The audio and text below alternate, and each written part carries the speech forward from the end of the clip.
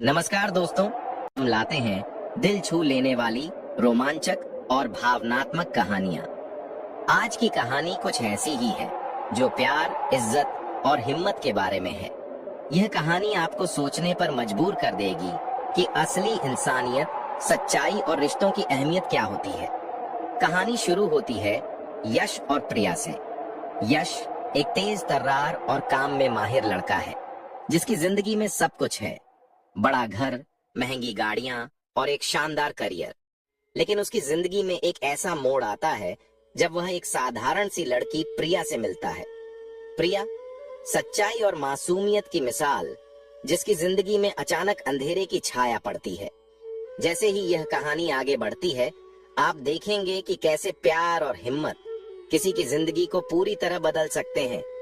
यह कहानी सिर्फ रोमांस की नहीं है, बल्कि यह इंसानियत, ईमानदारी और रिश्तों की सच्चाई का भी परिचायक है। आज की इस कहानी में भी प्यार ने सारी दूरियां मिटाई, गलत फहमियों को हराया और दो दिलों को हमेशा के लिए मिला दिया। तो चलिए शुरू करते हैं यह दिलचस्प और रोमांचक कहानी, जो आपके दिल को छू जाएगी और आपको सोचने पर मजबूर कर देगी। सर, ये लिफ्ट खुल क्यों नहीं रही है? ये अचानक बंद कैसे हो गई? प्रिया लगभग रोने वाली थी। वह और यश अभी लिफ्ट में खड़े ही थे कि एक फ्लोर नीचे जाते ही लिफ्ट झटके से रुक गई। दोनों गिरते गिरते बचे थे। प्रिया बुरी तरह से डर गई थी। उसने फौरन लिफ्ट के पास जाकर बटन दबाना शुरू कर दिया। सर, ये क्यों नहीं खुल रही? ये बंद क्यों हो गई? प्रिया का चेहरा डर के मारे सफेद पड़ गया था और उसकी आंखों से तुरंत आंसू आने लगे थे। यश ने उसे देखकर कहा, मिस प्रिया, प्लीज शांत हो जाइए, मैं देखता हूँ क्या हुआ है।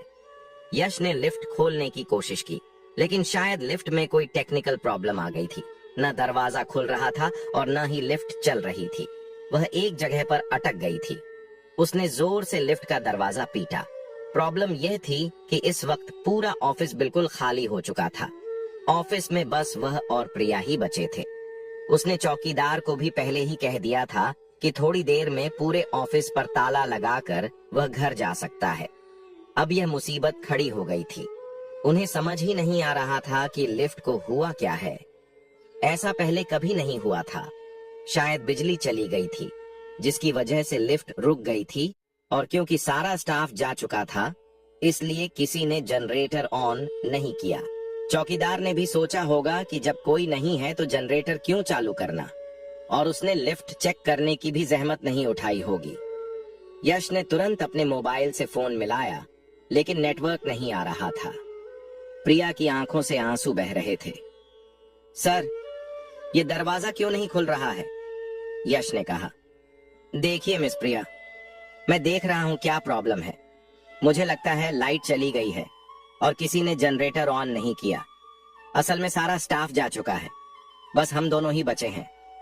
प्रिया, आप मुझे अपना फोन दीजिए, मैं देखता हूं। मेरे फोन में तो नेटवर्क नहीं आ रहा है। प्रिया ने जल्दी से पर्स खोलकर मोबाइल यश को दिया। उसने रिक्वेस्ट की, सर प्लीज किसी तरह दरवाजा खुलवाइए, मेरा दम घुट रहा है। वैसे भी उसे बंद कमरों और लिफ्ट में बहुत ज्यादा घुटन होती थी।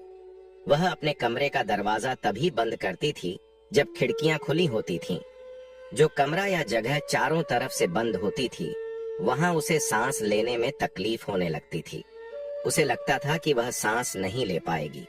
यह एक अजीब सा डर था जो उस पर हावी हो रहा था। अभी भी उसकी हालत ऐसी ही थी। यश ने परेशान होकर कहा, ओह, मुझे लग रहा है लिफ्ट के अंदर सिग्नल नहीं आ रहा है। आपके फोन में भी नेटवर्क नहीं है। अब मैं क्या करूं? ये लिफ्ट कैसे खुलेगी? यश भी परेशान हो गया था।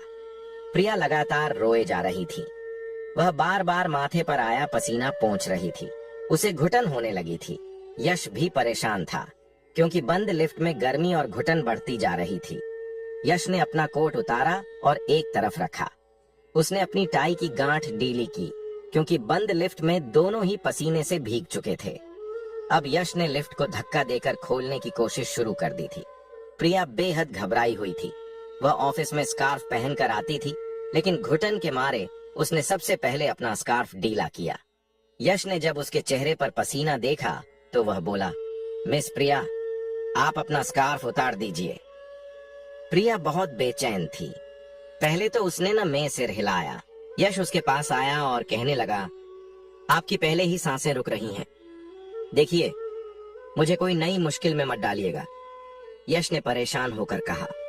वह खुद बहुत बेचैन था और उसके माथे से भी पसीना बह रहा था, पर प्रिया अभी भी स्कार्फ उतारने से मना कर रही थी। उसी पल यश ने बिना देर किए उसके सिर से स्कार्फ हटाया और उसे अपने कोट पर फेंक दिया। प्रिया लगातार रोए जा रही थी। उसने गिड़गिड़ाते हुए कहा, प्लीज कैसे भी करके लिफ्ट खोल दीजिए, वरना मैं मर जाऊंगी। अब उसकी घुटन बहुत ज्यादा बढ़ चुकी थी। प्रिया की हालत देखकर यश को गुस्सा आने लगा। उसने अपना जूता लिफ्ट के दरवाजे पर जोर से मारना शुरू कर दिया। फिर उसने सारे बटनों पर अपनी मुट्ठी मारी, इस उम्मीद में कि शायद लिफ्ट फिर से चालू हो जाए या दरवाजा किसी तरह खुल जाए। वह पूरी तरह पसीने से भीग चुका था।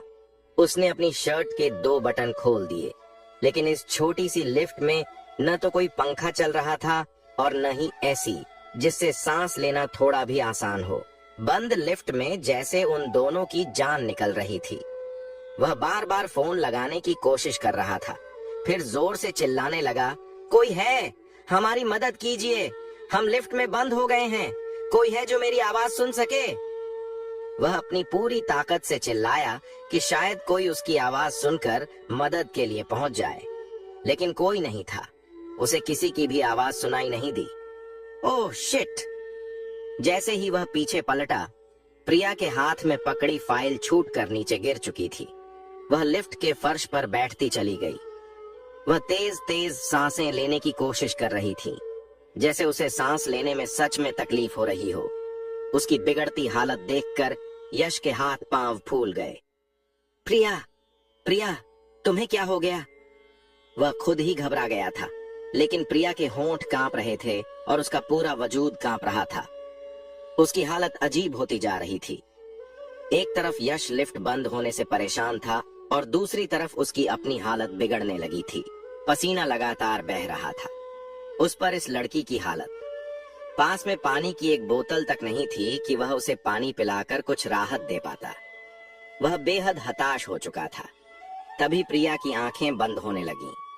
वह अजीब तरह से सांस ले रही थी, जैसे कि उसकी सांसें अब बंद हो रही हों। वह बहुत घबरा गया। उसके गालों को थपथपाने लगा। प्रिया, होश में आओ। उसने अपनी शर्ट के कई बटन खोल दिए थे, क्योंकि पसीने से भीगने की वजह से उसकी अपनी हालत खराब हो रही थी और ऊपर से प्रिया की बिगड़ती हालत। अब प्रिया की आंखें पूरी तरह बंद हो चुकी थीं और वह बड़ी मुश्किल से सांस ले रही थी। वह जल्दी से खड़ा हुआ और लिफ्ट को जोर जोर से पीटने लगा। कोई है जो हमारी मदद करे? प्लीज कोई लिफ्ट खोलिए। इस लड़की का दम घुट रहा है, वह मर जाएगी। प्लीज कोई लिफ्ट खोलो। वह कभी अपने जूते से लिफ्ट का दरवाजा तोड़ने की कोशिश कर रहा था, लेकिन लोहे का वह दरवाजा इतनी आसानी से नहीं टूट सकता था। अगर लकड़ी का दरवाजा होता या कांच होता तो वह उसे तोड़ भी देता, लेकिन लोहे के उस बंद डिब्बे जैसे कमरे को खोलना उसके लिए नामुमकिन लग रहा था।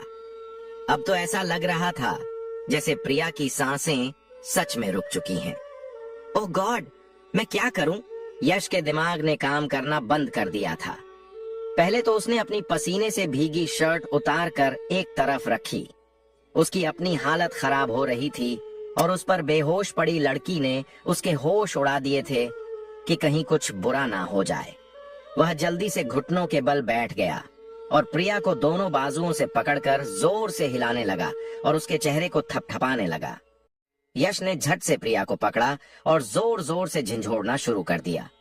कुछ देर बाद उसे महसूस हुआ कि प्रिया बहुत ही धीमी गति से सांस ले रही है। उसे बचाने का अब यश के पास बस एक ही और आखिरी तरीका बचा था। इसी मजबूरी के चलते यश ने अपने होंठ प्रिया के होंठों पर रखे और मुंह से सांस देकर उसकी जान बचाने की कोशिश करने लगा। उसे खुद भी होश नहीं रहा कि इस कोशिश में कब उसने प्रिया के दोनों हाथों की उंगलियों में अपनी उंगलियां कसकर फंसा ली थीं। वह यह सब सिर्फ उसकी जान बचाने की नीयत से कर रहा था। प्रिया का स्कार्फ तो वह पहले ही हटा चुका था ताकि उसे घुटन का एहसास कम हो सके। जिस कदर वह प्रिया के करीब था उसे खुद भी इसका कोई एहसास नहीं था।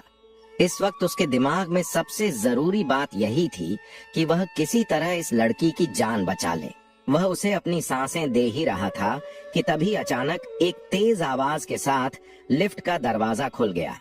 बाहर पहले से खड़े चौकीदार और कुछ नौजवान उन्हें इस हालत में देखकर पूरी तरह हैरान रह गए। लिफ्ट का दरवाजा इस तरह अचानक खुलने पर यश तुरंत पीछे हट गया। अब ताजी हवा आने की वजह से प्रिया सांस ले पा रही थी। तभी वहां खड़ा एक लड़का जो प्रिया का मंगेतर था गुस्से में यश के पास आया और चिल्लाकर बोला, तुम्हारी हिम्मत कैसे हुई मेरी मंगेतर के साथ यह सब करने की? मैं तुम्हें जिंदा नहीं छोड़ूंगा। इससे पहले कि यश उस लड़के को सच बताता या कोई सफाई देता, उस लड़के ने उसके मुंह पर एक जोरदार मुक्का जड़ दिया। चौकीदार और दूसरे लोग उस लड़के को पीछे खींचने लगे। प्रिया अभी भी बेहोश थी।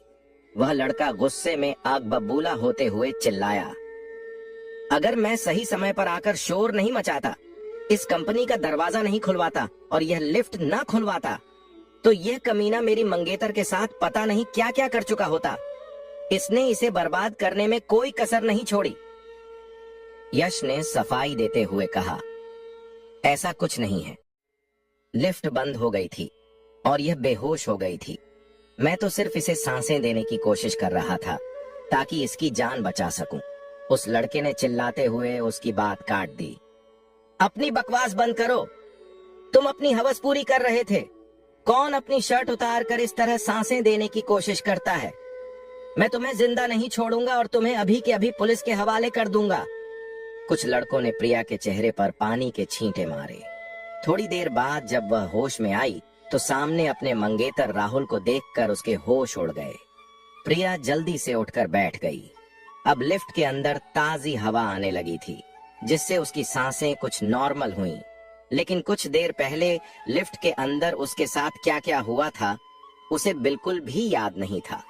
हाँ, अपने मंगेतर राहुल को गुस्से में देखकर वह हैरान जरूर हो गई थी। उसने पास खड़े एक लड़के से कहा, मुझे पानी दे दीजिए प्लीज, मुझे ठीक से सांस नहीं आ रही। उस लड़के के हाथ में पानी की बोतल थी जो उसने प्रिया को दे दी। वह पानी पीने लगी, लेकिन उसका मंगेतर राहुल लगातार यश को बुरा भला कह रहा था और उसे बार बार धक्का दे रहा था, यहाँ तक कि उसे लिफ्ट से बाहर धकेल चुका था। जैसे ही प्रिया ने थोड़ा होश संभाला और हिम्मत जुटा पाई, वह उठकर खड़ी हो गई। वह राहुल के पास आई और हैरानगी से बोली, ये तुम क्या कर रहे हो? सर को क्यों मार रहे हो? वह लिफ्ट के अंदर हुए ड्रामे से पूरी तरह अनजान थी। राहुल ने गुस्से में कहा, ये कमीना तुम्हारी इज्जत के साथ खिलवाड़ कर रहा था। प्रिया ने पलटकर कहा, राहुल, तुम ये क्या कह रहे हो? तुम होश में तो हो? सर तो मुझे बचाने की कोशिश कर रहे थे। पता नहीं लिफ्ट कैसे बंद हो गई थी और मेरा दम घुटने लगा था, इसीलिए मैं। प्रिया ने अभी अपनी बात पूरी भी नहीं की थी कि राहुल ने उसे बीच में टोक दिया और चिल्लाया, अच्छा, तो ये सब तुम दोनों की मिली भगत है? तुम इतनी देर तक ऑफिस में बॉस का दिल बहलाने का काम करने के लिए रुकती हो? ये सुनते ही प्रिया को राहुल पर बहुत ज्यादा गुस्सा आया। वह गुस्से में बोली, तुम ये क्या बकवास कर रहे हो? तुम्हारा दिमाग ठीक तो है? ये तो एक इत्तेफाक है कि ये सब हुआ। उसे अभी भी पूरी तरह समझ नहीं आया था कि वहां क्या हुआ था। यश को बिना शर्ट के देखकर प्रिया को बेहद हैरानी हुई थी। हालांकि जब वह बेहोश हुई थी तब यश शर्ट पहने हुए था, बस उसके ऊपर के बटन खुले थे। प्रिया ने सोचा कि लिफ्ट के अंदर जितनी घुटन थी शायद यश का भी दम घुट रहा होगा, लेकिन वह अब भी पूरी बात से अनजान थी। राहुल ने ताना मारते हुए कहा, अच्छा हुआ जो मैं आज तुम्हें ऑफिस लेने आ गया, इसलिए तुम्हारी असलियत आज मेरे सामने आ गई है। प्रिया हैरान होकर उसकी शक्ल देखने लगी। यह तुम क्या कह रहे हो? कौन सी असलियत? राहुल ने कहा, ज्यादा भोली बनने की कोशिश मत करो। जो कुछ तुम दोनों लिफ्ट के अंदर कर रहे थे वह मैं अपनी आंखों से देख चुका हूँ। मैं तुम जैसी लड़की को पूरे खानदान में बदनाम करके रख दूंगा। मैं तुम्हारी असलियत सबको बता दूंगा। जिसके बाद मैं तो क्या कोई और भी तुमसे शादी नहीं करेगा। प्रिया ने नाराजगी दिखाते हुए कहा। राहुल, आप मुझ पर झूठा इल्जाम क्यों लगा रहे हैं? मैंने तो ऐसा कुछ भी नहीं किया। आपने मुझे क्या करते देखा है? राहुल ने और कड़वाहट के साथ कहा। ज्यादा शरीफ बनने की जरूरत नहीं है। मुझे तो लगता है तुम्हारा बॉस तुम्हें वैसे भी इस्तेमाल कर चुका है और राहुल कभी भी इस्तेमाल की हुई चीज को दोबारा नहीं लेता। ये बात सुनते ही प्रिया को बहुत गुस्सा आया। वो बोली, आप मुझ पर इतना बड़ा इल्जाम कैसे लगा सकते हैं? आखिर मुझे कोई बताता क्यों नहीं कि हुआ क्या है? वहां मौजूद सब लोग चुप थे। राहुल ने तंज कसते हुए कहा, खुद को आईने में देखो। तुम्हारी फैली हुई लिपस्टिक बता देगी कि तुम्हारे बॉस ने मौके का पूरा फायदा उठाया है। यह सुनकर प्रिया के चेहरे की रंगत उड़ गई। वो उस ग्राउंड फ्लोर में लगे बड़े से शीशे के पास गई। उसका फैला हुआ काजल और होठों पर लगी लिपस्टिक उसके साथ हुई सच्चाई साबित कर रहे थे। यह प्रिया के लिए एक चौंकाने वाला सच था। उसने जब यश की तरफ देखा तो वह ना में सिर हिला रहा था। यश को बिना शर्ट के देखकर वह बुरी तरह से घबरा गई थी। डरकर प्रिया तेजी से भागते हुए उस बिल्डिंग से बाहर निकली। सामने आए एक रिक्शे को रोका, उसमें बैठ गई और उसे अपने घर का पता बताया। वह बेहद डरी हुई हालत में घर पहुंची। कुछ ही देर में राहुल उसके घर आया। उसके साथ प्रिया के चाचा भी थे। उनकी मंगनी हुए अब भी कुछ ही महीने हुए थे, लेकिन जब से मंगनी हुई थी राहुल प्रिया की हर बात में दखलंदाजी करना अपना हक समझता था। नौकरी करना प्रिया की मजबूरी थी और वह पिछले 6 महीनों से काम कर रही थी। आज तक उसकी यश से कभी ज्यादा बातचीत भी नहीं हुई थी। यश हमेशा शांत रहता था। वह स्टाफ के साथ तमीज से बात करता था, लेकिन अपने काम से काम रखता था और उसने आज तक किसी के साथ ज्यादा घुलने मिलने की कोशिश नहीं की थी। आज सुबह ही यश ने प्रिया से कहा था कि वह सारी फाइलें दोबारा जांच ले और मीटिंग के लिए जरूरी फाइलों को तैयार कर दे। उन्होंने जोर देकर कहा था, भले ही तुम्हें कितना भी समय लगे, लेकिन कल मीटिंग है और मैं नहीं चाहता कि कोई भी कमी रह जाए। प्रिया बेचारी सुबह से इसी काम में लगी हुई थी। उसने दोपहर का खाना तक नहीं खाया था। जब उसने सारा काम खत्म करके देखा तो घड़ी में 6:30 बज चुके थे। ऑफिस पूरी तरह खाली हो चुका था और सारा स्टाफ जा चुका था। उसने एक गहरी सांस ली, क्योंकि अब उसकी जान में जान आई थी। तभी चौकीदार ने आकर उसे बताया कि यश सर ने आपको अपने ऑफिस में बुलाया है। प्रिया ने वह सारी फाइलें उठाई और यश के ऑफिस में चली गई। सामने यश अपनी घूमने वाली कुर्सी पर बैठा था और किसी से फोन पर बात कर रहा था। वह कह रहा था, हाँ बस अभी निकलने ही वाला हूँ। तभी अपने सामने प्रिया को देखकर वह सीधा होकर बैठ गया और फोन बंद कर दिया। उसने प्रिया से पूछा, क्या आपने मीटिंग की फाइलें तैयार कर ली? प्रिया ने जवाब दिया, हाँ मैंने यह सब कुछ कर दिया है। प्रिया ने फाइलें टेबल पर रख दी। यश ने बस एक नजर फाइलों पर डाली और कहा, हाँ आपने काफी हद तक हर बात को साफ कर दिया है, ठीक है। साथ ही उसने अपना कोट घूमने वाली कुर्सी से उतारा और अपनी बांह पर लटका लिया। उसने प्रिया से कहा, देर हो चुकी है, मैं बस इसी चीज का इंतजार कर रहा था कि आपका काम खत्म हो जाए तो मैं भी जा सकता हूँ। प्रिया को यश की यह आदत बहुत अच्छी लगती थी। वह बेहद शरीफ किस्म का आदमी था। जब तक ऑफिस में एक भी एम्प्लॉई होता था, वह कभी भी ऑफिस छोड़कर नहीं जाता था। वह कहता था कि आप सब लोग मेरी जिम्मेदारी हैं। उसने सामने चौकीदार से भी कहा कि आप भी अब जा सकते हैं।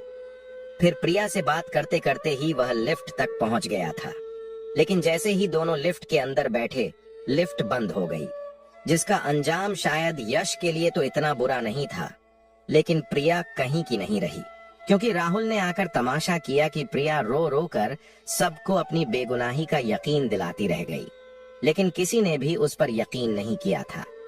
घर आते ही प्रिया ने नहाकर अपने कपड़े बदले। उसे अभी भी यकीन नहीं हो रहा था कि यश उसके साथ यह सब कर सकता है या उसकी बेहोशी में उसके साथ कोई गलत हरकत कर सकता है, क्योंकि आज तक उसने कभी भी उसे गलत नजर से नहीं देखा था। एक औरत अपने ऊपर उठने वाली हर नजर को पहचान जाती है। वह इतनी भी नासमझ नहीं थी, लेकिन पता नहीं क्यों उसके साथ यह सब हुआ था। तभी राहुल उसके घर आया और गुस्से में बोला, मैं इस वक्त बदनाम और दागी लड़की से शादी नहीं करूंगा, जो पता नहीं कितनी बार अपने बॉस के साथ मुंह काला कर चुकी है। आज तो अचानक से लिफ्ट खुल गई तो मैंने इसकी करतूतें अपनी आंखों से देख लीं। मुझे देखकर यह बेहोश होने का नाटक कर रही थी। यश इसके साथ किस तरह की गलत हरकतें कर रहा था, मैं बयान भी नहीं कर सकता। प्रिया रोने लगी।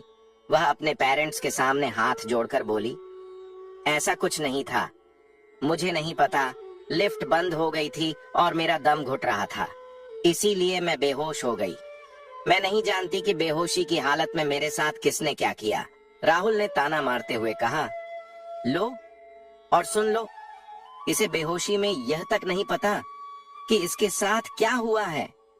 प्रिया के मम्मी पापा माथे पर शिकन डाले उसकी बात सुन रहे थे।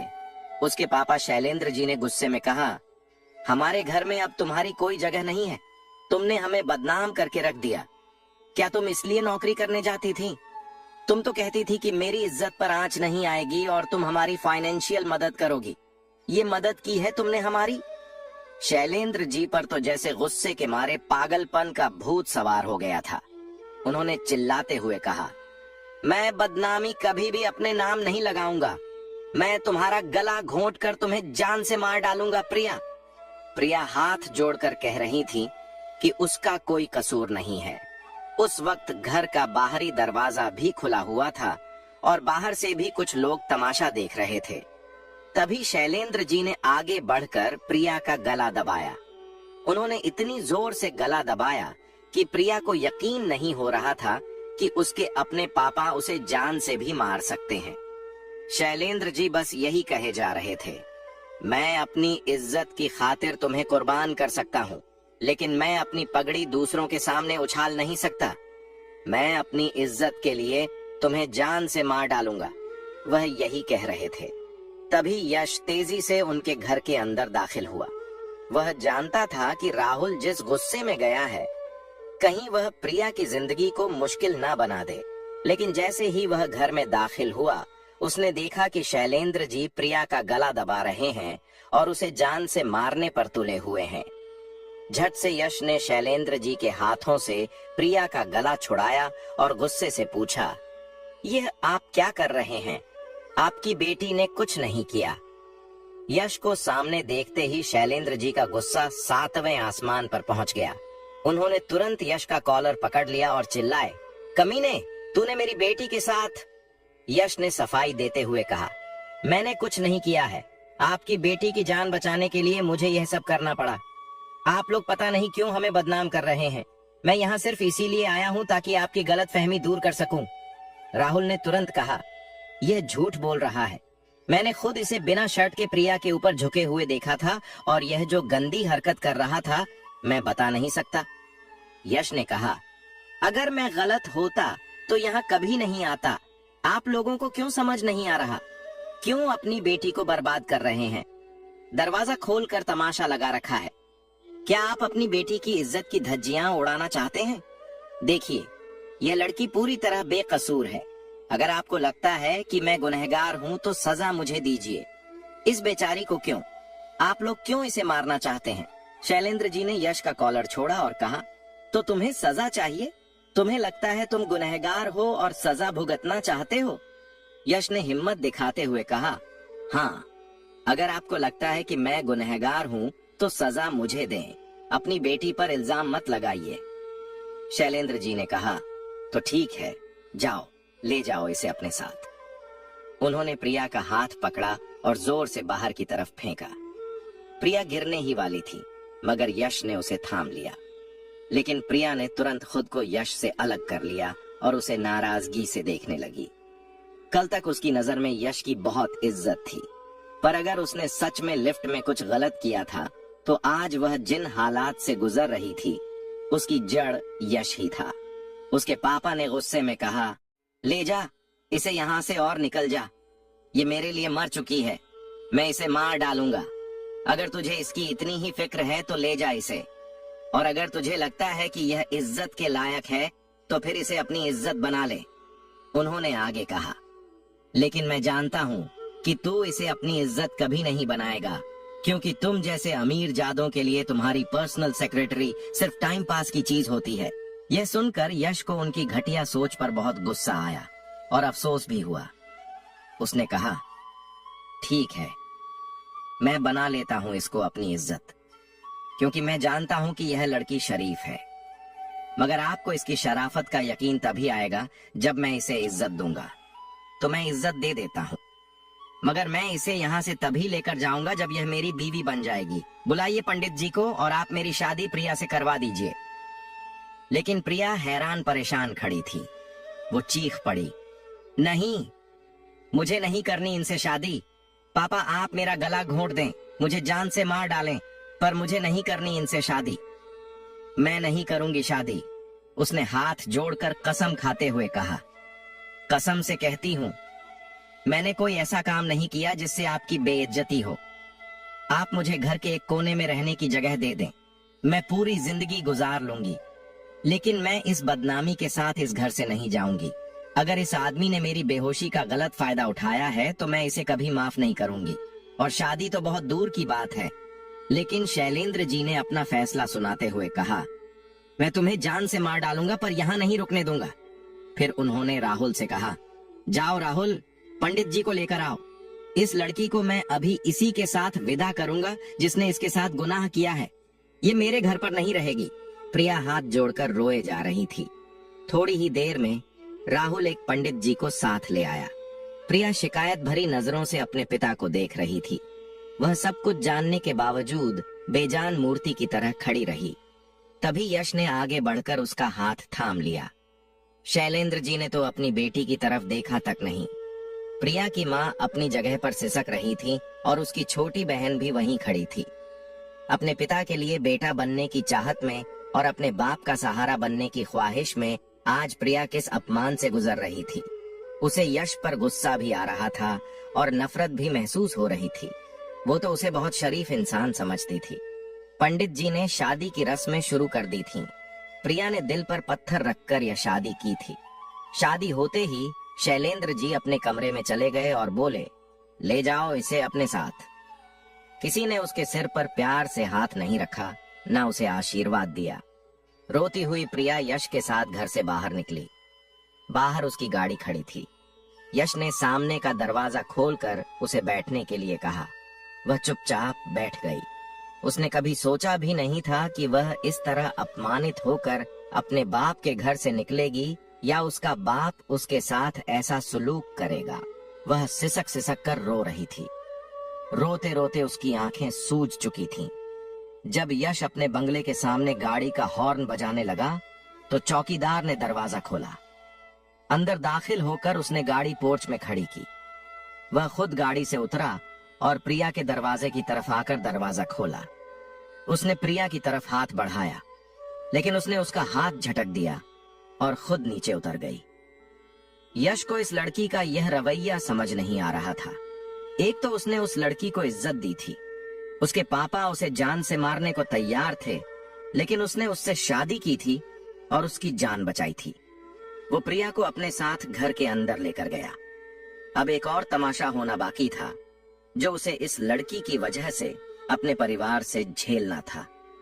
इस लड़की की जान बचाना यश को महंगा पड़ गया था। वह ना तो उससे प्यार करता था और ना ही उसने कभी सोचा था कि उसे प्रिया से शादी करनी पड़ेगी। जैसे ही वह घर में दाखिल हुआ, उसकी माँ सावित्री जी लाउंज में बैठी थीं। यश के साथ एक लड़की को देखकर वह हैरान हुई। लड़की रो रही थी और अभी भी अपने आंसू दुपट्टे से पोंछ रही थी। यश ने तुरंत अंदर आते ही प्रिया का हाथ पकड़ा। यह देखकर सावित्री जी के होश उड़ गए। उनका बेटा ऐसा नहीं था कि वह किसी गैर लड़की का यूं हाथ पकड़े। वह जितना मेहनती था और अपने कामकाज पर ध्यान देने वाला था, उतना ही लड़कियों के मामले में लापरवाह था। वह इतना तो जानती थी कि वह किसी लड़की से जुड़ा हुआ नहीं है। सावित्री जी यश के पास आईं। यश अपनी माँ को देखकर खुद को हिम्मत दे रहा था। सावित्री जी ने पूछा, कौन है यह लड़की? यश ने जवाब दिया, यह प्रिया है। प्रिया कौन है यह? यश ने साफ साफ कहा, माँ, मैं आपसे सच कह रहा हूँ, ये मेरी बीवी है। ये सुनकर सावित्री जी के होश उड़ गए थे। उन्होंने कहा, यश, तुम होश में तो हो? मैं पूछ रही हूँ, ये लड़की कौन है? यश ने सच्चाई बताते हुए कहा, माँ, मैं आपसे सच कह रहा हूँ, ये मेरी बीवी है। कुछ ही देर बाद उसके पापा भी सीढ़ियां उतरकर नीचे आ गए। यश के साथ प्रिया को देखते ही उसके पापा विक्रम जी ने हैरान होकर पूछा, अरे यश, तुम प्रिया को यहाँ क्यों ले आए हो? वह जानते थे कि प्रिया ऑफिस में काम करने वाली एक साधारण सी लड़की है। यश ने बिना घबराए जवाब दिया, मैंने इससे शादी कर ली है। ये सुनते ही विक्रम जी का दिमाग सुन्न हो गया और वह तेजी से सीढ़ियां उतरकर सीधे बेटे के सामने खड़े हो गए। यश की मम्मी सावित्री जी तो दिल पर हाथ रखकर सोफे पर बैठ गईं। विक्रम जी ने चिल्लाकर कहा, तेरा दिमाग खराब हो गया है? तूने इस लड़की से शादी क्यों की? क्या जरूरत थी तुझे? यश ने जवाब दिया, बस मुझे इससे प्यार हो गया था। यह सुनकर विक्रम जी जितने हक्के बक्के थे, प्रिया भी उतनी ही हैरान थी। वह तुरंत यश का चेहरा देखने लगी। प्रिया को लगा था कि वह कहेगा, मैंने मजबूरी में शादी की या मैंने इस बेचारी को बचाया है, पर उसने जो कहा वह प्रिया की सोच से बिल्कुल उल्टा था। विक्रम जी ने गुस्से में पूछा, तू बकवास कर रहा है? ये तू क्या कह रहा है? यश ने कहा, डैड, मैं सच कह रहा हूँ, ये मेरी वाइफ है। मुझे इससे प्यार हो गया था, इसलिए मैंने शादी कर ली। ये सुनते ही विक्रम जी ने एक जोरदार थप्पड़ यश के मुंह पर जड़ दिया। वह चिल्लाए, तुझे ये हक किसने दिया कि तू एक फालतू लड़की से शादी करके मेरे घर ले आए? तुझे पता नहीं है कि हमारे और इसके खानदान में कितना फर्क है? मैं कभी इसे अपनी बहू नहीं मानूंगा। यश ने पलटकर कहा, पर यह तो आपकी बहू बन चुकी है। ये कहकर वह प्रिया का हाथ पकड़कर उसे अपने कमरे में ले जाने लगा। तभी विक्रम जी ने झट से यश का हाथ पकड़ा और बोले, निकल जा यहाँ से और इस लड़की को भी साथ ले जा। आज के बाद न तेरी इस घर में जगह है, न मेरे ऑफिस में। अगर तुझे वापस आना है तो पहले इस लड़की को छोड़कर आ। प्रिया तो विक्रम जी का यह खतरनाक रवैया देखकर सन्न थी। उसे अभी तक यह समझ नहीं आया था कि यश ने उसके साथ क्या खेल खेला है। यश ने आंखों में गुस्सा भरकर कहा, नुकसान आपका है डैड, मैंने आपकी कंपनी को कुछ ही सालों में टॉप पर पहुंचाया है। विक्रम जी ने उसे गुस्से से देखा और कहा, तू मुझे चैलेंज कर रहा है? मुझ पर यह एहसान जता रहा है कि सब कुछ तूने किया है? निकल यहाँ से। जब सड़क पर ठोकरें खाएगा ना, तब तुझे बाप की याद आएगी। मैं देखता हूँ तुझे कौन अच्छी जॉब देता है। तू मेरे बिना कुछ नहीं है। आज तक तुझे जो वैल्यू मिली है मेरी वजह से मिली है। अगर तू चाहता है कि तेरी इज्जत बनी रहे तो इस लड़की को वहीं छोड़ जहां से इसे उठाया है। यश ने कहा, नहीं, मैं अपनी वाइफ को इसलिए नहीं लाया कि उसे दर दर की ठोकरें खाने के लिए छोड़ दूं। आपकी मर्जी। अगर आपको रखना है तो ठीक है, नहीं रखना तो मैं यहाँ से जा रहा हूँ। ये कहकर उसने प्रिया का हाथ पकड़ा और गुस्से में घर के बाहर निकल गया। प्रिया उसके साथ चल रही थी। उसने पूछा, आप मुझे कहाँ ले जा रहे हैं? उसे समझ नहीं आ रहा था कि कुछ ही घंटों में उसकी जिंदगी कैसे पलट गई। यश ने झुंझलाहट में जवाब दिया, जहन्नुम में। तुझे चलना है तो ठीक है, नहीं चलना तब भी चलना तो पड़ेगा। उसने प्रिया को गुस्से से कहा कि वह चुप रहे। जैसे ही वह बाहर निकलकर मेन रोड पर पहुंचे, उसने वहीं से एक टैक्सी पकड़ी और ड्राइवर को एक होटल में चलने के लिए कहा। प्रिया का दिल जोर जोर से धड़क रहा था।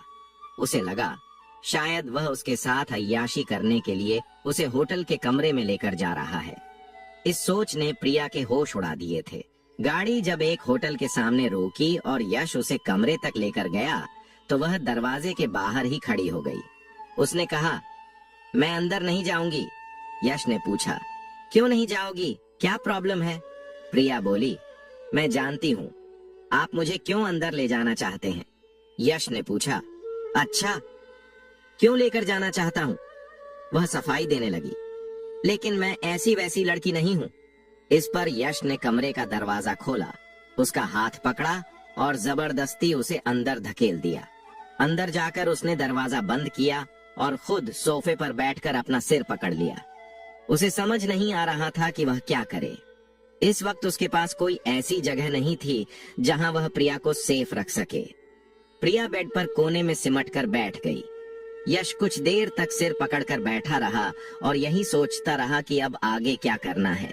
फिर उसने अपने एक दोस्त को फोन किया। तुम्हारा जो खाली फ्लैट है वह मुझे मिल सकता है, बस कुछ महीनों के लिए। वह अपने दोस्त से बात कर रहा था।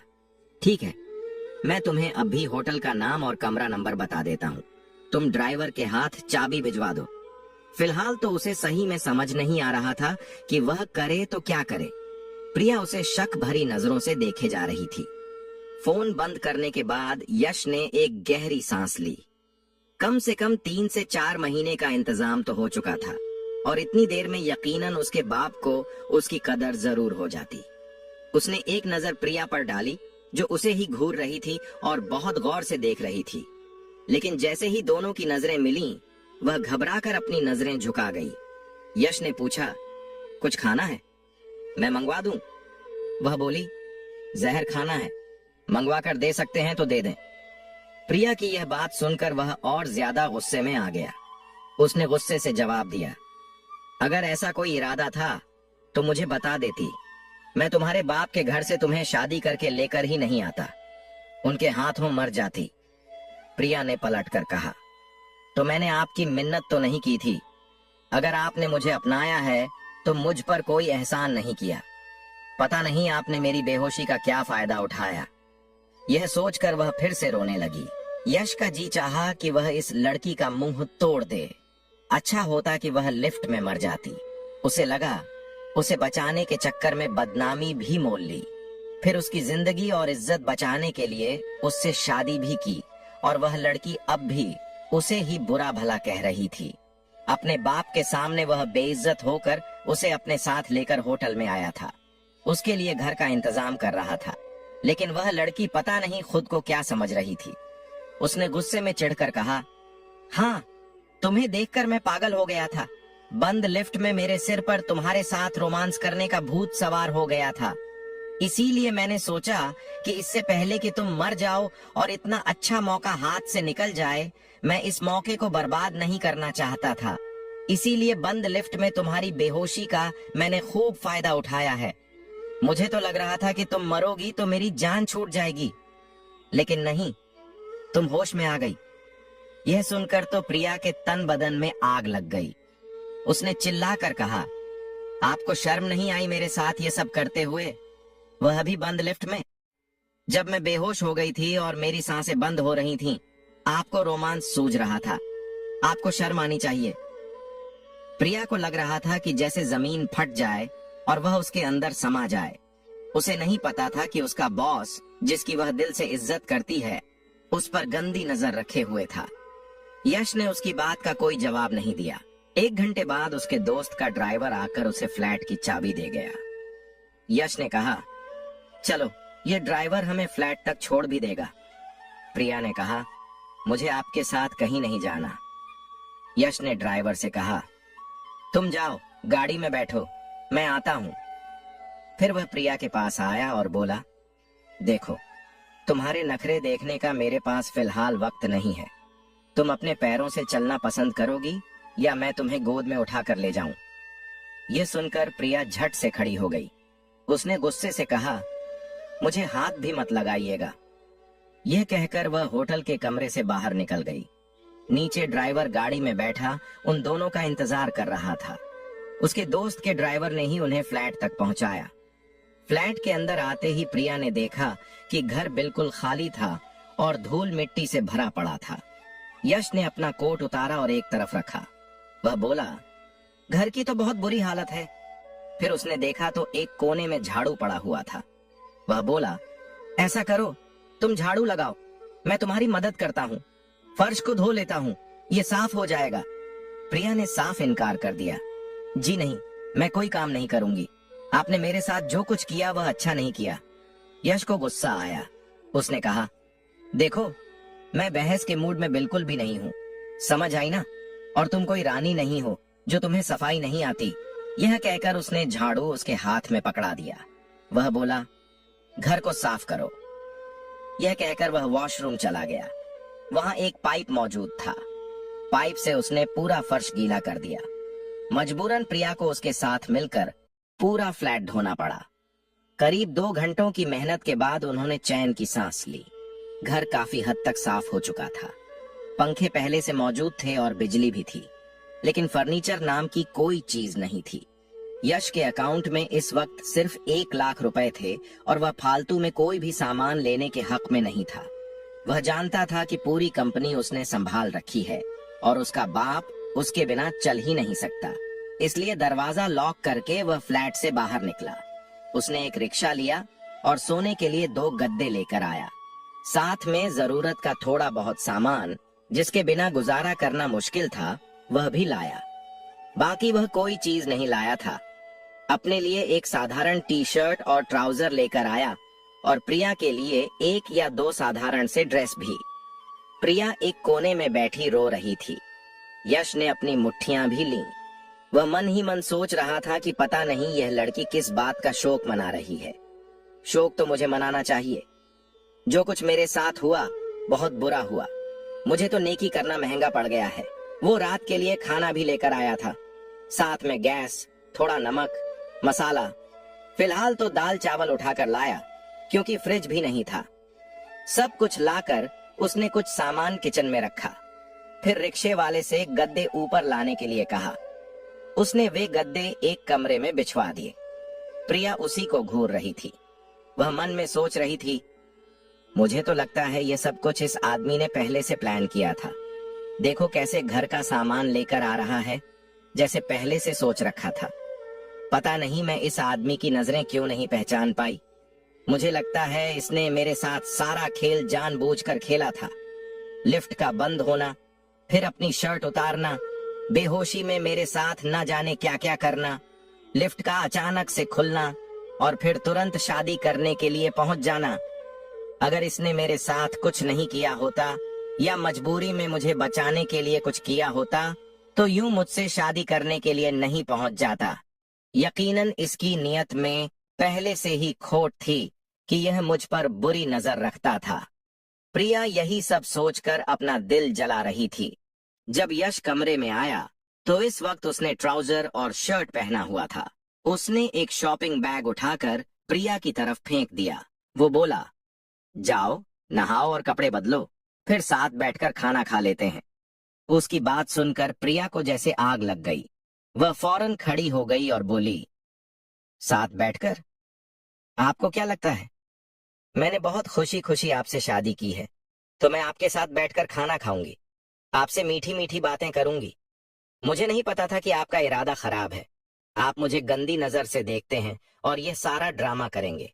इससे पहले कि वह और कुछ कह पाती, यश तेज कदमों से उसके पास पहुंचा। वो बोला, इस वक्त मैं बहस सुनने के मूड में बिल्कुल नहीं हूं, समझी? जाकर नहाओ, अपना हुलिया देखो मिट्टी से भरी हुई हो। प्रिया ने अपने कपड़े उठाए और वॉशरूम में नहाने चली गई। जब वह बाहर आई तो यश खाना खा चुका था। उसकी बिरयानी का बॉक्स वहीं पड़ा था। वह कमरे से बाहर निकल गया। प्रिया ने अच्छे से दुपट्टा लिया और अपना सिर भी ढक लिया। उसने बिरयानी खाई, बॉक्स किचन में रखा और कूड़ेदान में डाल दिया। दोनों मैट्रेस इसी कमरे में बिछे थे और यश दूसरे कमरे में था। वह अपने लैपटॉप पर कुछ कर रहा था। अपनी सीवी कई जगह भेज चुका था। उसे उम्मीद थी कि बहुत जल्द नौकरी मिल जाएगी। प्रिया वैसे भी बहुत थकी हुई थी, इसलिए लेटते ही सो गई। जब रात को यश कमरे में आया तो प्रिया गहरी नींद में सो रही थी। उसके बाल गीले थे, इसीलिए उसने ना तो जुड़ा बनाया था और ना ही छोटी बांधी थी। वह करवट लेकर लेटी हुई थी और उसकी कमर तक लंबे बाल खुले हुए थे। पहली बार यश ने उसे इतनी गौर से देखा था। लड़की इतनी भी साधारण नहीं थी। वह अच्छी थी, खूबसूरत थी और मासूम भी बहुत थी। पहली नजर में उसे अच्छी भी लगी थी। वह शरीफ लड़की थी। आज तक कभी उसने यश को इम्प्रेस करने की कोशिश नहीं की थी, जबकि दूसरी लड़कियां अक्सर उसे देखकर मुस्कुराती थीं और अदाएं दिखाती थीं, ताकि एक बार यश इशारा करे और वे उसके साथ फ्री हो जाएं। लेकिन प्रिया ने ऐसी कोशिश कभी नहीं की थी। उसने तो कभी मुस्कुराकर किसी बात का जवाब तक नहीं दिया था। वह बेअसर चेहरा रखती थी और सिर्फ काम की बात करती थी। अभी भी जब वह उसके कमरे में आया तो वह गद्दे पर सो रही थी। बिखरे हुए बाल उसके चेहरे को छू रहे थे। एक पल को उसे इस अंदाज में देखकर वह थोड़ा रुक सा गया था। यश चलता हुआ उसके करीब आया। आज से पहले उसने किसी लड़की को इतना गौर से नहीं देखा था, मगर शायद हस्बैंड वाइफ का रिश्ता ही कुछ ऐसा होता है। प्रिया उसकी बीवी बन चुकी थी। उसे खुद ब खुद ही प्रिया से अट्रैक्शन महसूस होने लगा। वह उसके करीब बैठा और बिना सोचे समझे उसके चेहरे से बालों को पीछे करने लगा। उसने अपना एक हाथ धीरे से उसकी कमर पर रख दिया था और धीरे धीरे उसके चेहरे के करीब आने लगा। उसके बालों से आ रही खुशबू उसे पागल सा बना रही थी। एक पल के लिए तो उसे खुद भी पता नहीं चला कि वह क्या कर रहा है। जब अगले ही पल उसने अपना चेहरा प्रिया के चेहरे के बेहद करीब किया, तो अचानक से प्रिया की आंख खुल गई। अपने बहुत ज्यादा करीब यश की सांसों को महसूस करके वह हड़बड़ाकर उठ गई थी। उसे इतना करीब देखकर उसने अपने दोनों हाथ यश के सीने पर रखे और उसे दूर धकेला। वह डर से बोली, ये क्या कर रहे हैं आप? आपको शर्म नहीं आती? प्रिया को लगा था कि शायद उसकी यूं आंख खुल जाने पर यश थोड़ा हड़बड़ाएगा, घबराएगा और 100 तरह की सफाइयां पेश करेगा। यश ने अपना नर्म लहजा बनाए रखा। वो थोड़ा पीछे हटा और पूछा, क्या हुआ है? मैं तुम्हारा हस्बैंड हूं। तुम इतनी घबरा क्यों रही हो? प्रिया ने तुरंत अपना दुपट्टा उठाकर सीने पर कस लिया और बोली, ये क्या कर रहे थे आप? आपको जरा भी शर्म नहीं आती? आप मेरे इतने करीब कैसे आ सकते हैं? लिफ्ट में भी आपने मेरे साथ यही सब किया था ना? आपने मेरा फायदा उठाया था ना? और अब एक बार फिर आप मेरा फायदा उठा रहे थे। प्रिया जिस तरह डरी हुई और गुस्से में बोल रही थी, यश के माथे की नसें तन गईं। उसने कनपटी खुजाते हुए कहा, लगता है तुम भूल रही हो, मैंने तुमसे शादी की है। तुम कानूनी तौर पर मेरी बीवी हो, मेरे लिए हर तरह से जायज हो और तुम मेरी हदों के अंदर आजाद हो। मैं तुम्हें देखूं, चाहे जिस हाल में देखूं, मैं सब कुछ कर सकता हूं, क्योंकि मैं तुम्हारा हस्बैंड हूं। मेरा तुम पर तुमसे भी ज्यादा हक है। तो तुम यह सवाल पूछने वाली कोई नहीं होती हो कि मैं तुम्हें कब देख रहा हूं, कैसे देख रहा हूं या क्या देख रहा हूं, और ये दुपट्टे से खुद को छुपाने की जरूरत क्या है? तुम्हारे जिस्म के हर एक अंग पर मेरा ही हक है। वो प्रिया के सीने की तरफ देखकर बोला। प्रिया ये सुनकर पूरी तरह से हिल गई थी। अब तो उसे 100% यकीन हो गया था कि उसके बॉस की नीयत पहले से ही खराब थी और तभी उन्होंने यह सब प्लान करके उससे शादी की है। लेकिन प्रिया को यूं डरता देखकर यश वहां से उठ खड़ा हुआ। जाते हुए वह बड़बड़ाया, पागल लड़की, पता नहीं खुद को क्या समझती है। अगर इतना ही खुद को छुपा कर रखना है तो किसी लकड़ी के बक्से में बंद होकर कब्र में दफन हो जाओ।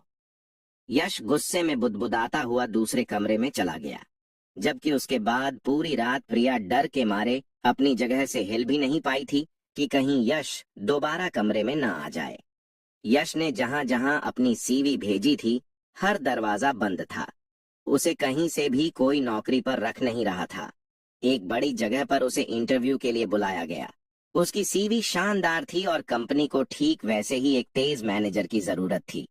मगर जैसे ही वह बॉस के साथ बात कर रहा था, अचानक उनके प्राइवेट फोन पर एक कॉल आया। बॉस ने हंसते हुए फोन उठाया और बोले, अरे अरे विक्रम साहब, आज कैसे याद किया? यश तुरंत समझ गया कि अब उसकी बात नहीं बनने वाली है। जैसे जैसे कंपनी का बॉस विक्रम जी से बात कर रहा था, उसके चेहरे के हाव भाव बदल रहे थे और उस पर डर दिखने लगा था। उसने फोन पर कहा, सर, आप तो हमारे लिए भगवान जैसे हैं।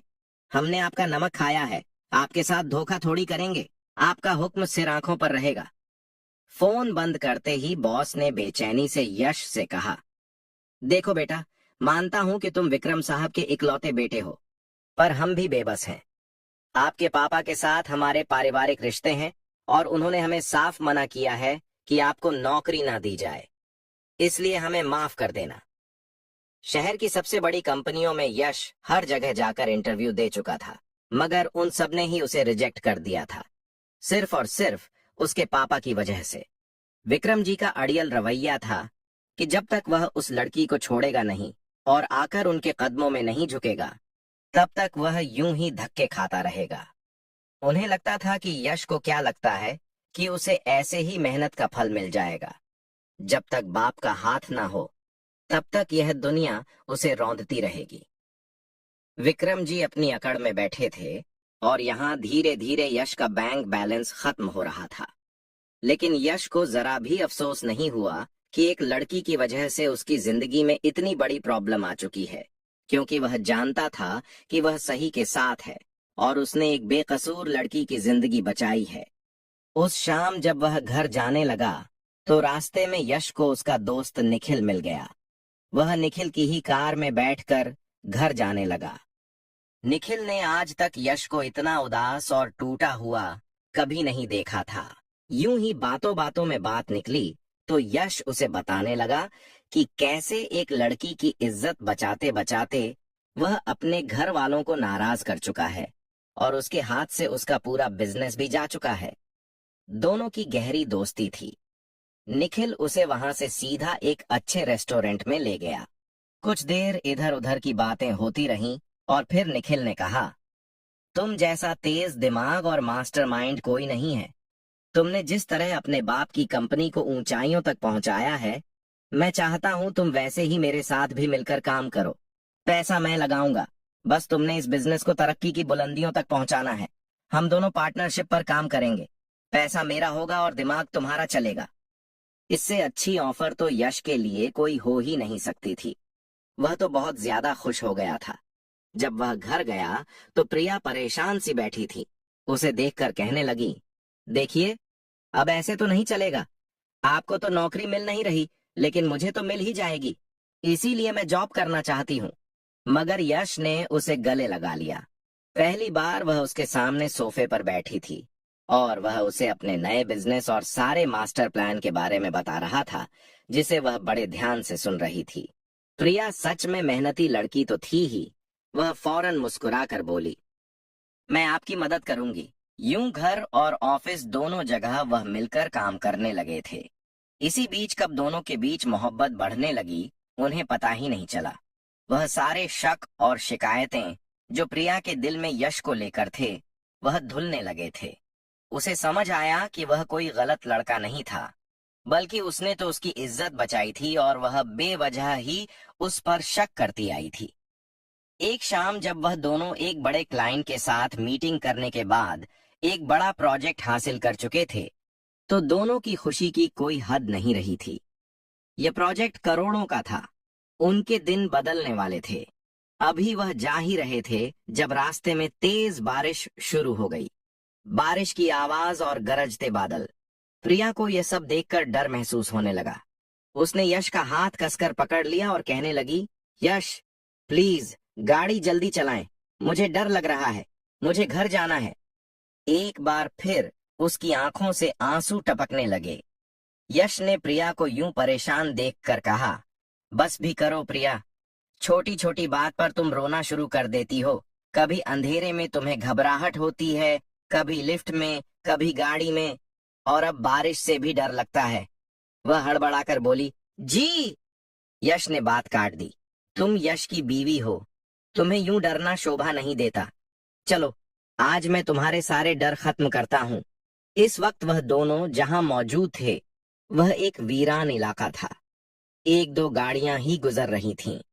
यश ने उसका हाथ पकड़ा और जबरदस्ती गाड़ी से बाहर निकाल दिया। प्रिया फौरन डरते हुए यश के सीने में छुप गई और बोली, नहीं, बादल गरजेंगे, बिजली मेरे ऊपर गिर जाएगी, प्लीज ऐसा मत करें। मगर यश उसे बारिश में खड़ा कर चुका था। बादल गरजने के बाद बारिश पहले से भी ज्यादा तेज हो चुकी थी और वह पूरी तरह भीग चुकी थी। जब यश उसके भीगे हुए वजूद में खो सा गया तो उसने उसका चेहरा ऊपर उठाया और उसको देखने लगा। वो बोला, इधर देखो, तुम्हें अभी भी डर लग रहा है? तुम्हें मेरे इतने करीब होकर भी डर लगता है? जिस अंदाज में उसने प्रिया की कमर पर हाथ रखा और बात की, प्रिया पूरी तरह उसकी तरफ खींचती चली गई थी। यही वह वक्त था जब दोनों के जज्बात एक साथ उबलने लगे थे। उसने वहीं उसके होठों पर अपने होंठ रख दिए। वह दोनों एक दूसरे में खो चुके थे। तभी दूर से आती गाड़ी के हॉर्न सुनकर तेज बारिश में वह दोनों एक दूसरे से अलग हुए। शर्म के मारे प्रिया वापस गाड़ी में आकर बैठ गई थी और यश भी गाड़ी चलाने लगा। एक अजीब सी मुस्कान प्रिया और यश दोनों के चेहरे पर थी। यश ने एक पल के लिए भी प्रिया का हाथ नहीं छोड़ा था। फ्लैट में आने के बाद प्रिया भागकर फौरन कपड़े निकालकर वॉशरूम जाने लगी। तभी यश ने उसका हाथ पकड़ा और कहने लगा, किसकी इजाजत से कपड़े बदल रही हो? इधर आओ, मैं खुद तुम्हारे कपड़े चेंज करूंगा। यह सुनकर उसका चेहरा गुस्से और शर्म से लाल हो गया। वह बोली, आप ये नहीं कर सकते। यश ने सख्ती से कहा, मैं ऐसा ही करूंगा और बिल्कुल करूंगा। तुम सिर्फ और सिर्फ मेरी हो। ये कहकर उसने उसे करीब खींच लिया और फिर कमरे की लाइट बुझ गई। वह रात दोनों की यादगार रात साबित हुई थी। यश ने अपनी पूरी शिद्दत प्रिया के वजूद पर न्योछावर कर दी थी। अगली सुबह जब प्रिया की आंख खुली तो वह कंबल में लिपटी यश के सीने से लगी हुई थी। उसने हड़बड़ाकर फौरन खुद को यश से दूर किया और वॉशरूम में भाग गई। पिछली रात के बाद दोनों का रिश्ता पहले से ज्यादा मजबूत हो चुका था। उनके आपसी ताल्लुकात तो ठीक हुए ही, साथ ही उनका बिजनेस भी तरक्की की ऊंचाइयों को छूने लगा। जहां एक तरफ यश की कंपनी तेजी से आगे बढ़ रही थी और उसने दोबारा से अपना शानदार घर, गाड़ी और बैंक बैलेंस पा लिया था, वहीं दूसरी तरफ विक्रम जी की कंपनी एक बार फिर उसी खराब हालत में आकर खड़ी हो चुकी थी। जो बड़े प्रोजेक्ट्स उन्होंने क्लाइंट्स के साथ शुरू किए थे, वह बीच में छूट चुके थे। उन्हें करोड़ों का नुकसान हो चुका था। मजबूरन विक्रम जी को यह मानना पड़ा कि वह सब कुछ अपने बेटे के दम पर ही थे। सावित्री जी भी बीमार रहने लगीं। उन्होंने विक्रम जी से कहा, अब बस भी कर दीजिए, 6 महीने गुजर चुके हैं। मैं और कितना अपने बेटे के बिना रहूंगी। जरूरी नहीं है कि हर बाप की तरह आप भी अपने बेटे के साथ ऐसा करें। जाइए और जाकर मेरे बेटे को लेकर आइए और मेरी बहू को भी। विक्रम जी और सावित्री जी दोनों उस आलीशान नए घर के बाहर पहुंचे, जहां पर यश कुछ ही दिन पहले शिफ्ट हुआ था। मगर वॉचमैन ने उन्हें भी रोक लिया और पूछा, आप लोग कौन हैं? जब तक सर इजाजत नहीं देंगे, आपको अंदर नहीं आने दिया जाएगा। मगर फिर यश को जब पता चला कि उसके मम्मी पापा आए हैं, तो वह फौरन खुद बाहर आया था। विक्रम जी ने अपने बेटे को देखा तो फौरन गले से लगा लिया। सावित्री जी भी रोने लगी थीं। विक्रम जी ने गहरी सांस लेते हुए कहा, मैंने तुमसे दूर होकर बहुत बड़ी गलती कर दी। पछतावा चाहे जैसे भी आया था, मगर उन्हें आ चुका था। वह अंदर आकर बैठे तो इतने में अपने कमरे से प्रिया बाहर निकली थी। विक्रम जी ने गहरी सांस ली। सावित्री जी ने बिना सोचे उसकी नजर प्रिया के पेट पर डाली थी। साफ जाहिर था कि प्रिया मां बनने वाली थी। मुस्कुराकर उन्होंने पूछा, कहीं मेरी बहू उम्मीद से तो नहीं है? यश ने मुस्कुराकर हाँ कह दिया। वह तो फौरन अपनी बहू के सदके वारे जाने लगी। जब विक्रम जी को पता चला कि वारिस आने वाला है, तो प्रिया के साथ भी उनका रवैया ठीक हो चुका था। वह उसे अपने साथ घर ले आए थे, जिसके बाद सारी नाराजगियां खत्म हो चुकी थीं और सब मिलकर रहने लगे थे। वहीं उस रात की सीसीटीवी फुटेज भी मिल चुकी थी, जो उस शाम की थी जब प्रिया और यश लिफ्ट में बंद हो चुके थे। फुटेज में साफ दिखा कि यश किस तरह सांस देने की कोशिश कर रहा था और कैसे प्रिया को होश में लाने के लिए जूझ रहा था। सच सामने आ चुका था।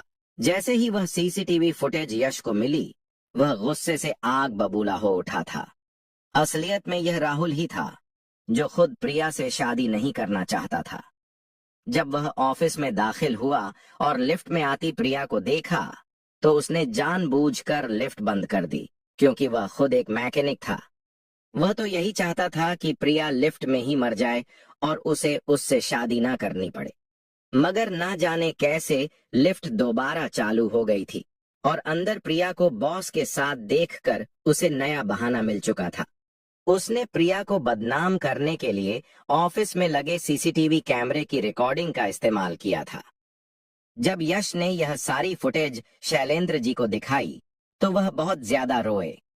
उन्होंने राहुल को तुरंत पुलिस के हवाले कर दिया, जिसने इतना गिरा हुआ खेल खेला था। शैलेंद्र जी अपनी बेटी के सामने हाथ जोड़ने लगे। प्रिया ने उनके हाथ पकड़कर उन्हें गले लगा लिया। धीरे धीरे दिल का सारा बोझ हट गया। अब जिंदगी में खुशियां वापस लौट आई थीं। यश और प्रिया दोनों ही एक दूसरे के साथ बेहद खुश थे। कुछ महीनों बाद प्रिया ने एक खूबसूरत से बेटे को जन्म दिया, जिसके बाद तो विक्रम जी की खुशी दोगुनी हो गई। उन्होंने शानदार तरीके से पूरे खानदान को दावत दी। इस पूरे फंक्शन से थक हार कर रात को प्रिया अपने बेटे को अपनी गोद में लेकर बहला रही थी। जब यश कमरे में दाखिल हुआ, मुस्कुराकर उसने नजर भरकर अपने बच्चे और बीवी को देखा। उन दोनों में जैसे उसकी जान अटकी हुई थी। बड़े प्यार से करीब आकर उसने बेटे को प्रिया की गोद से हल्के से उठाया और फिर प्रिया के गाल पर प्यार से किस किया। वह बोला, थैंक यू मेरी जान, मेरी जिंदगी को खूबसूरत बनाने के लिए। प्रिया के गाल शर्म से लाल हो गए। वह आज भी ऐसी ही थी। जब भी यश का स्पर्श पाती थी तो यूं शर्माकर मुस्कुराती थी जैसे वह उसे पहली बार छू रहा हो। यही इस रिश्ते की सबसे बड़ी खूबसूरती थी। दोस्तों, इस कहानी से हमें यह सीख मिलती है कि इंसान का असली मूल्य उसकी सच्चाई, ईमानदारी और नेक नियत में छिपा होता है। कभी कभी जीवन में हमारे सामने ऐसी परिस्थितियां आती हैं जो हमें चुनौतियों और विरोधों से घेर देती हैं, लेकिन अगर हम सही मार्ग पर चलते हैं और दूसरों की मदद के लिए अपने अहंकार को तिलांजलि देने से डरते नहीं, तो असली खुशियां और सफलता हमारे कदम चूमती हैं। यश ने प्रिया की जिंदगी बचाई, उसके हक के लिए खड़ा हुआ और अपने परिवार के विरोधों के बावजूद अपनी जिम्मेदारी निभाई। इसने यह साबित कर दिया कि सच्चा प्यार केवल मोहब्बत में नहीं, बल्कि साहस, समर्पण और सम्मान में भी होता है। वहीं प्रिया ने भी यह समझा कि सच्चाई और भरोसा किसी रिश्ते की सबसे बड़ी नींव होती है। कहानी यह भी बताती है कि परिवार का प्यार, सम्मान और समझदारी सबसे महत्वपूर्ण होती है। विक्रम जी और सावित्री जी ने अपने बेटे की सच्चाई देखी और अंततः उसे अपनाया। यह हमें यह याद दिलाता है कि कभी कभी समय और परिस्थितियां ही हमारे लिए सच्चाई का सबसे बड़ा प्रमाण बन जाती हैं। साथ ही यह कहानी यह संदेश देती है कि बाहरी परिस्थितियां चाहे कितनी भी कठिन क्यों न हो, अगर दिल में नेक इरादा और हिम्मत है तो इंसान किसी भी मुश्किल को पार कर सकता है। सच्चाई और अच्छाई हमेशा जीतती है और झूठ, गलतफहमी और कूटनीति का अंत हमेशा उजागर हो जाता है। दोस्तों, यही कहानी हमें यह सिखाती है कि किसी की मदद करना, किसी की इज्जत बचाना और अपने प्यार और रिश्तों में ईमानदार रहना इंसान को असली खुशी और सम्मान दिलाता है। जीवन में असली मूल्य हमारी अच्छाई, हमारा धैर्य और हमारा सच्चा प्यार ही तय करता है। इसलिए हमेशा याद रखें, सच्चाई, साहस और नेक नियत से निभाया गया प्यार दुनिया की किसी भी ताकत से बड़ा होता है। यही असली जीत है और यही असली खुशियां हैं। दोस्तों, हमें उम्मीद है कि आपको यह कहानी पसंद आई होगी। अगर कहानी ने आपका दिल छू लिया हो तो वीडियो को लाइक जरूर करें और अगर आप हमारे चैनल पर नए हैं तो सब्सक्राइब करना न भूलें। साथ ही नोटिफिकेशन बेल दबाएं ताकि हमारी अगली कहानी आप सबसे पहले देख सकें। राधे राधे।